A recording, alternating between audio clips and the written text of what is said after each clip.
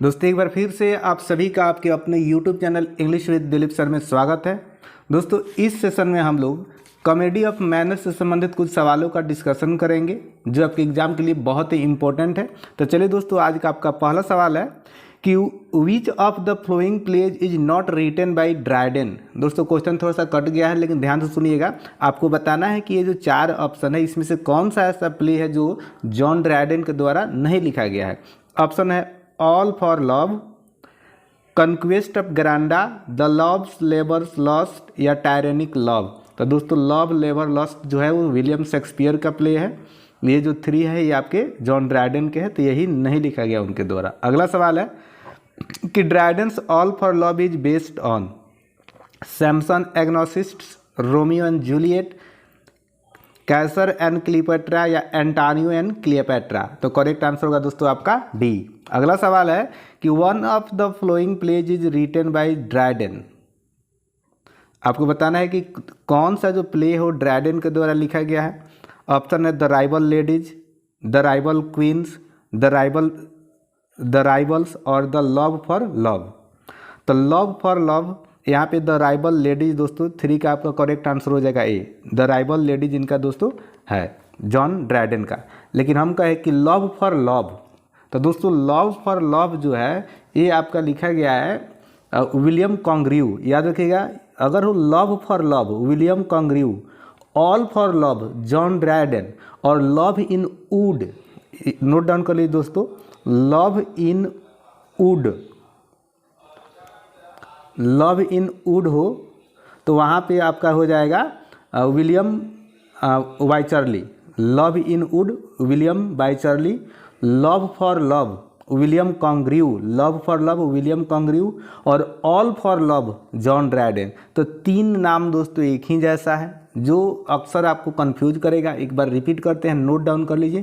पहला है love for love, ये है दोस्तों आपका विलियम कॉन्ग्रिव का है लव फॉर लव। दूसरा है लव इन वुड, ये है विलियम वाइचरली का। और तीसरा है ऑल फॉर लव जॉन ड्रायडेन का है। दोस्तों इसको याद रखिएगा, बहुत इंपॉर्टेंट है। इसके अलावा एक और रचना है इसमें, ध्यान रखेंगे, जैसे है द राइवल क्वींस। क्या है दोस्तों, बी जो ऑप्शन है द राइवल क्वींस, तो याद रखिएगा ये है नथेनियल ली का। द राइवल क्वींस किसका है दोस्तों, नथेनियल ली का है। और ये जो है आपका द राइवल्स, दोस्तों ये जो राइवल्स है रिचार्ड शेरिडन का है। द राइवल किसका है दोस्तों, रिचार्ड शेरिडन। ठीक है दोस्तों, क्योंकि ये जो बता रहे हैं इस पे आधारित आगे आपको सवाल मिलेंगे जो आपको बनाने में सुविधा होगी, और रिपीट कोई चीज़ बार बार होता है तो आपको याद हो जाता है। Who is the author of the play Venice preserved. दोस्तों वेनिस प्रिजर्व्ड के रचनाकार कौन है। ऑप्शन है आपका थॉमस ऑटवे, जॉर्ज फ्रेखार, विलियम कॉन्ग्रिव या विलियम वाइचरली। तो दोस्तों यहाँ पे आपका करेक्ट आंसर हो जाएगा Thomas Otway. Option number A Thomas Otway correct answer होगा। दोस्तों थॉमस ऑटवे का एक और रचना याद रखिएगा, ऑर्फन, ORPHAN, ऑर्फन। चलिए दोस्तों आगे बढ़ते हैं। अगला सवाल है कि which of the following play is written by William Congreve. तो विलियम कॉन्ग्रिव की दोस्तों कौन सी रचना है। She would if she could, love in wood, the way of the world और द प्रोवोक्ड वाइफ। तो विलियम कॉन्ग्रिव का दोस्तों रचना है the way of the world. याद रखिएगा, the way of the world बहुत ही फेमस रचना है और अक्सर यही पूछता है। लेकिन इसके अलावा एक तो और बता दे रहे हैं, लिख लीजिए, the old bachelor, the old bachelor, the old bachelor. इसके अलावा है the double dealer, the double DOUBLE, double dealer, DEALER, the double dealer. Love for love, love for love. और इसके अलावा आप अभी देख लिए the way of the world. और इसके अलावा एक और है द मॉर्निंग ब्राइड। कौन सा है दोस्तों, the morning bride, the morning bride है एक और इनकी रचना है।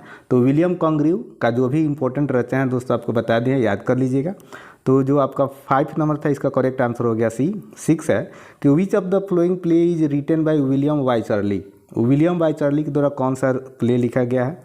The love for love, the comical revenge और द लव इन टब और द रिलैप्स या द कंट्री वाइफ। तो दोस्तों विलियम वाइचरली का जो लिखा गया है वो है आपका love for love, the comic revenge, the relapse, the country wife. दोस्तों यहाँ पे हो जाएगा आपका correct answer the country wife. The country wife William Wycherley के हैं। इसके अलावा आपको बताया था love in wood, love in wood वो भी रचना दोस्तों इन्हीं की है, the love in wood.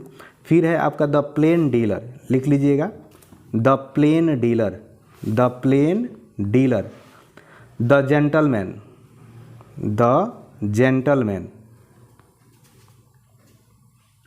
The gentleman और डांसिंग मास्टर एक और रचना है, डांसिंग मास्टर। और इसके अलावा एक और इनका फेमस रचना है द कंट्री वाइफ। कौन सा है दोस्तों? The country wife, the country wife. ये सभी के सभी दोस्तों विलियम वाइचरली की रचना है। दोस्तों यहाँ पे नोट बनाते चलिएगा, इंपॉर्टेंट है आपके लिए। अगला सवाल है आपका, तो 6 का दोस्तों करेक्ट आंसर हो गया आपका द कंट्री वाइफ। 7th है कि which of the flowing was the author of the rival queen. Option है विलियम कॉन्ग्रिव, विलियम वाइचरली, नथेनियल ली और जॉन बेनग्रॉव। तो दोस्तों 7th का आपका करेक्ट आंसर हो जाएगा सी, नथेनियल ली। दोस्तों नथेनियल ली का एक और रचना याद रखिएगा, नेरो, NERO। और यहाँ पे तो लिखा हुआ ही है कि द राइवल क्वीन। इसके अलावा एक और है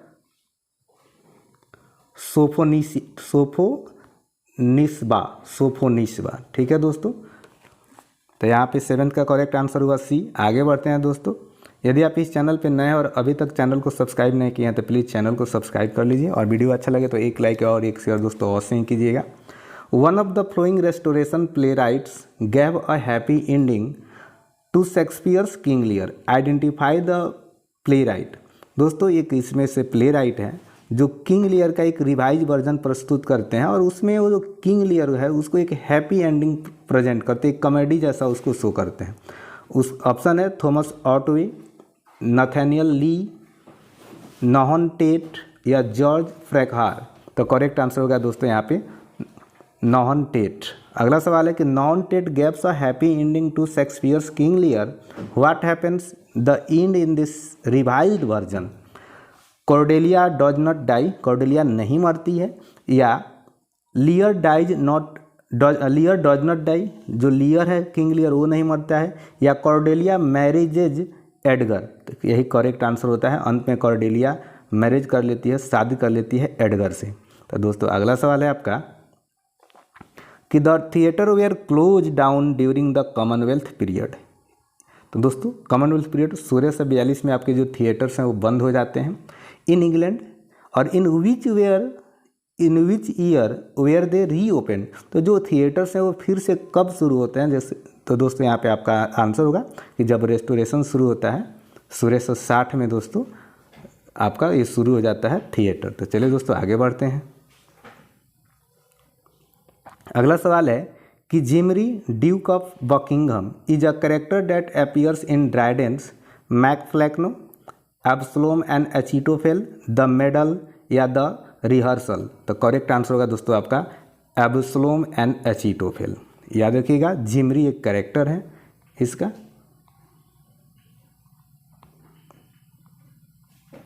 अगला सवाल है दोस्तों आपका कि who is the author of the school for scandal. बहुत ही फेमस रचना है दोस्तों रिचार्ड शेरिडन का, the school for the school for scandal. तो ऑप्शन देखते हैं Richardson, Swift and Sheridan and Smollett. तो यहाँ पे दोस्तों आपका हो जाएगा रिचार्ड शेरिडन। दोस्तों स्कूल फॉर स्कैंडल के अलावा इनकी एक और रचना है द राइवल्स। याद रखिएगा रिचार्ड शेरिडन की 2 रचनाएं, the school for scandals, the rivals आपके लिए इम्पोर्टेंट है।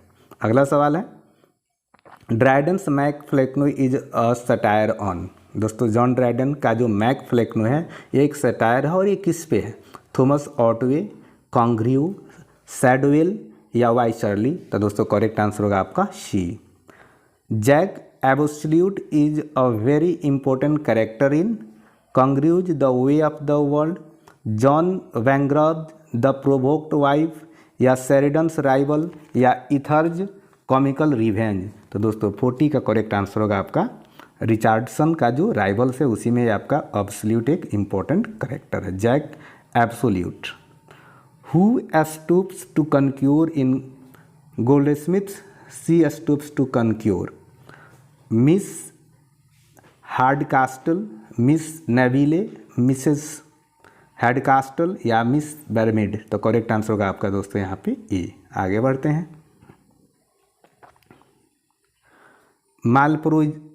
Malpropism has become a popular term on account of Mr.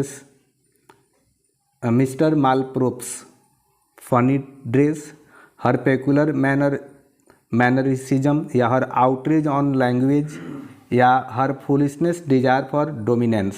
तो करेक्ट आंसर होगा दोस्तों यहाँ पे आपका सी। Would you call Sheridan's play the Rivals? Would you call Sheridan's play the Rival? तो दोस्तों जो आपका राइवल है, द राइवल, इसको आप क्या कहेंगे? अ सेंटिमेंटल कॉमेडी कहेंगे, या अ कॉमेडी ऑफ मैनर्स कहेंगे, या अ कॉमेडी ऑफ इंट्रिग, या अ फार्शियल कॉमेडी? तो दोस्तों 17 का करेक्ट आंसर हो जाएगा आपका अ कॉमेडी ऑफ मैनर्स। याद रखिएगा शेरिडन्स का जो प्ले है द राइवल्स, यह एक कॉमेडी ऑफ मैनर का एग्जाम्पल है। Lydia and Julia make a pair of two heroines in? तो दोस्तों लूडिया एंड जूलिया हीरोइंस है किस work? She stoops to conquer, the rivals, the rival queens, या द राइवल लेडीज? तो 18 का दोस्तों आपका करेक्ट आंसर होगा the rivals. Tony Lumpkin is a very mischievous and funny character in which play does she appear? The way of the world, the rivals, she stoops to conquer, या the rivals ladies? तो 19 का दोस्तों आपका correct answer हो जाएगा सी stoops to कनक्योर। याद रखिएगा Tony लंपकिंस किस में है? She stoops to conquer. आगे बढ़ते हैं दोस्तों। अगला सवाल है आपका कि Dryden's Absalom and Achitophel is a very powerful political satire, social satire, religious satire, या पर्सनल सटायर? तो दोस्तों 20 का करेक्ट आंसर हो जाएगा आपका अब पॉलिटिकल सटायर। याद रखिएगा ड्राइडेंस का अबूसलम एंड अचीटोफेल क्या है? एक पावरफुल पॉलिटिकल सटायर है। ठीक है दोस्तों, आगे बढ़ते हैं। Who is the author of recruiting officer? Recruiting officer के रचनाकार कौन है? 21 नंबर सवाल है आपका दोस्तों। नॉथेनियल ली, जॉर्ज फ्रैकर, थॉमस नॉटवे, या रिचार्ड स्टीले? तो 21 का करेक्ट आंसर हो गया दोस्तों आपका George Farquhar. Would you call she stoops to conquer a comedy of manners, a sentimental comedy, a comedy of intrigue, या कॉमेडी ऑफ इनफ्रस्टेड लव?